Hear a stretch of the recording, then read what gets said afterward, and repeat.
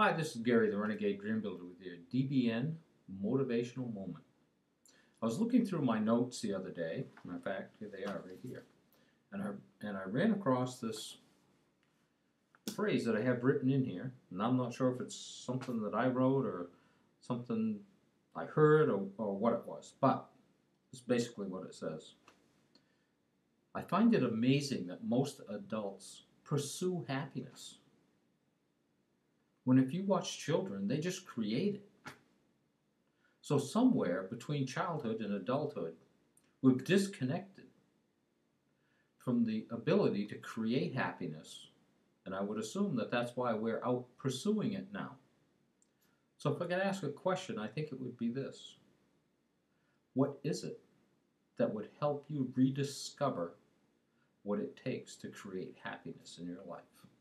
This is Gary, the Renegade Dream Builder, with your DBN Motivational Moment.